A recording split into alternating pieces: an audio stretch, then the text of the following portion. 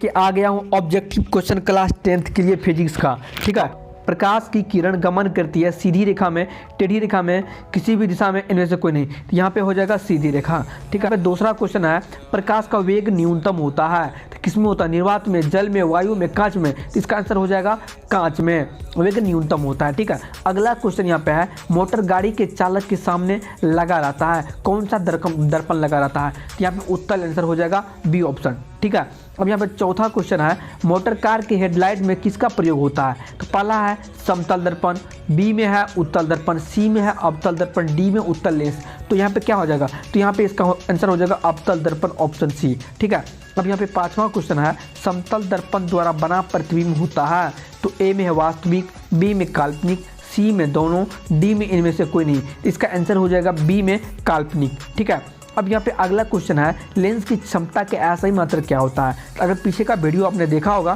तो ये क्वेश्चन आपको अवश्य हो जाएगा।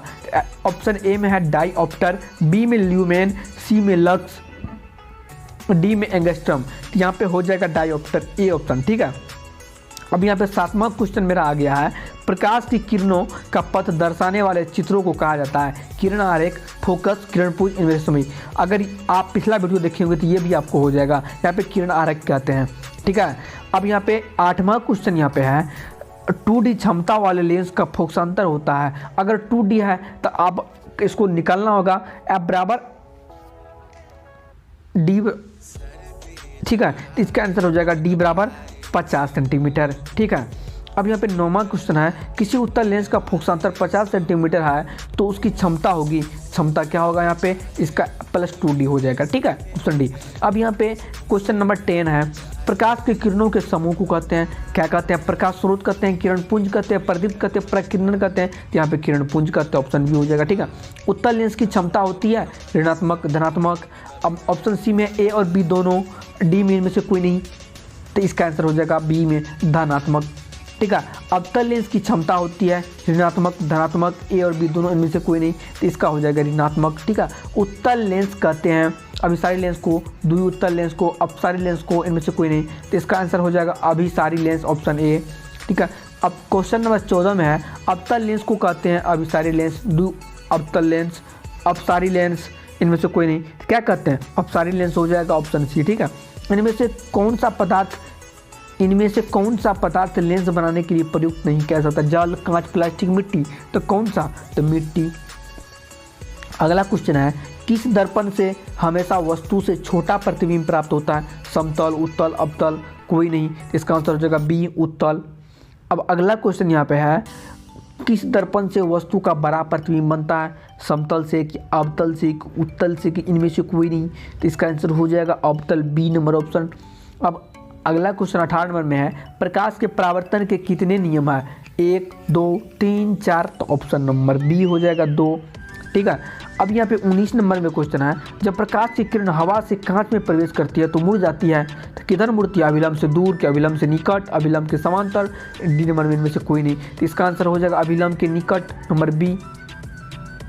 अब यहाँ पे अगला क्वेश्चन है फोटोग्राफी कैमरा का अभिदृश्यक होता है उत्तल लेंस, अवतल लेंस, उत्तल दर्पण, अवतल दर्पण। तो इसका आंसर हो जाएगा ए में उत्तल लेंस हो जाएगा। अब साइड मिरर के रूप में प्रयुक्त होता है नंबर 21 नंबर क्वेश्चन में है साइड मिरर के रूप में प्रयुक्त होता है अवतल दर्पण, उत्तल लेंस, प्रिज्म। तो क्या होगा यहाँ पे? उत्तल दर्पण हो जाएगा, ऑप्शन बी।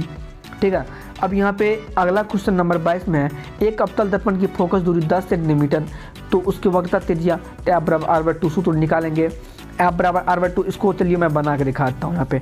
चलो F बराबर अगर मैं R/2 लगाऊंगा सूत्र तो देख सकते हो यहाँ पे क्या फोकस दूरी दिया हुआ है 10 सेंटीमीटर और क्या कहता है त्रिज्या यहाँ पे देंगे 10 बराबर R कहता निकालने की त्रिज्या R/2।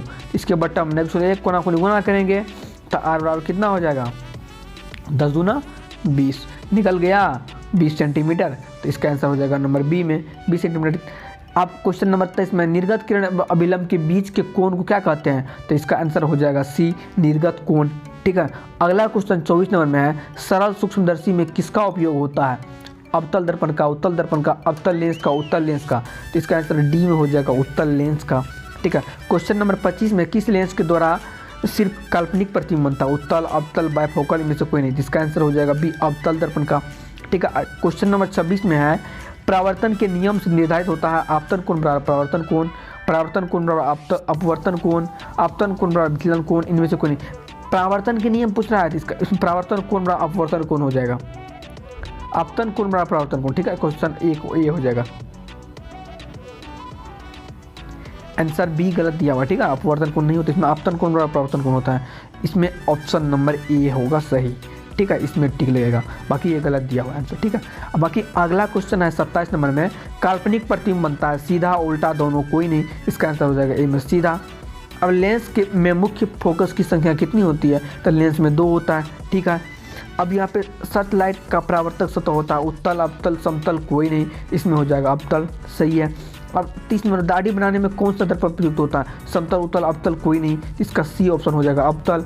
अब 31 नंबर क्वेश्चन, एक उत्तल लेंस की क्षमता 1 डायोप्टर है तो उस लेंस की फोकल दूरी क्या है, 1/f जो सूत्र उसी बनाएंगे। ठीक है, तो इसका आंसर हो जाएगा प्लस 100 सेंटीमीटर प्लस में। ठीक है, अब यहाँ पे अगला क्वेश्चन है, किसी गोलीय दर्पण था किसी पतले लेंस के दोनों की फोकस दूरी 50 सेंटीमीटर, दर्पण था लेंस समवता है, तो इसका आंसर हो जाएगा दोनों अवतल। ठीक है, प्रकाश के अपवर्तन के कितने नियम है, तो प्रकाश के अपवर्तन के 1 2 3 4, तो कितने नियम है 2। अब अगला क्वेश्चन है, किसी माध्यम के अपवर्तनांक का मान होता है sin A बटा sin R, sin R बटा sin I, जिसका आंसर sin I बटा sin R। ठीक है, एक उत्तल लेंस होता है सभी जगह समान मोटाई का, बीच की अपेक्षा किनारों पर मोटा, किनारों की अपेक्षा बीच में मोटा, इनमें से कोई नहीं, तो इसका आंसर हो जाएगा किनारों की अपेक्षा बीच में मोटा होता है, ऑप्शन सी हो जाएगा। ठीक है, यहाँ पे अवतल लेंस का आवर्धन m बराबर होता है, इसका आंसर हो जाएगा डी u/v के बराबर होता है। अगला क्वेश्चन है, गोलीय दर्पण में फोकसांतर एवं वक्रता त्रिज्या के बीच संबंध होता है, इसका आंसर ए r बराबर 2f हो जाएगा।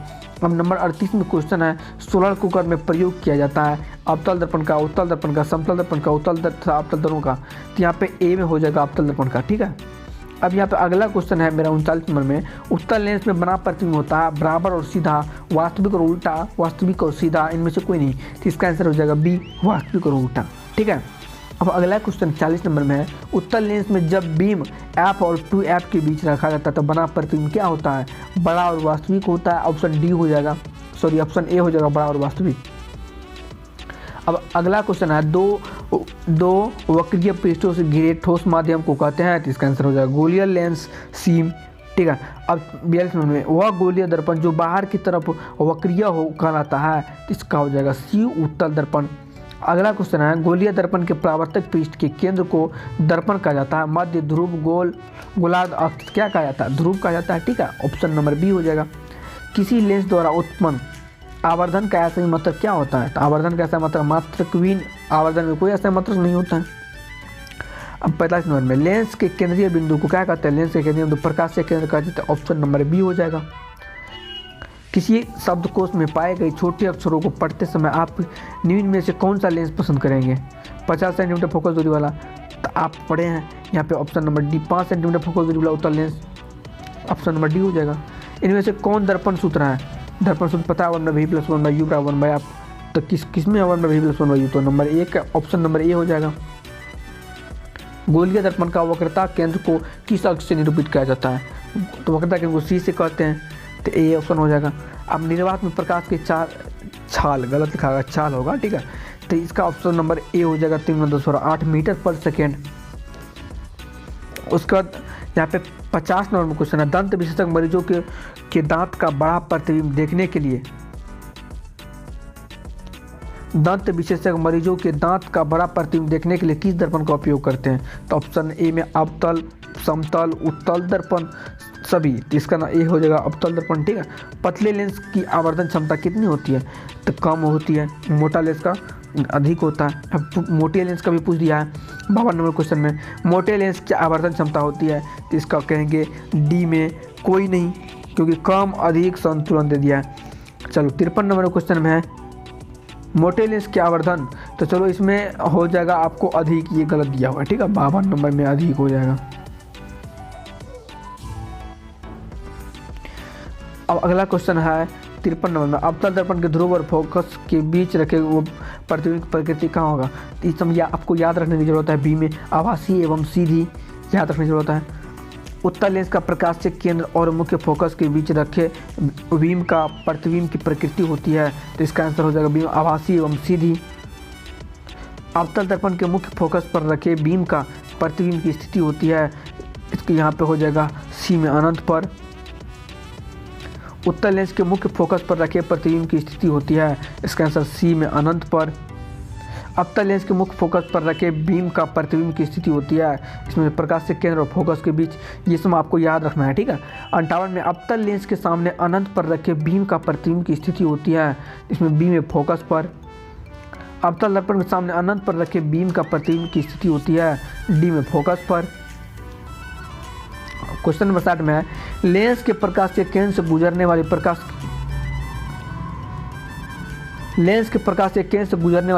की किरणें अपवर्तन के पश्चात, यहाँ पे बी में 7 रंगों में विभक्त हो जाती है।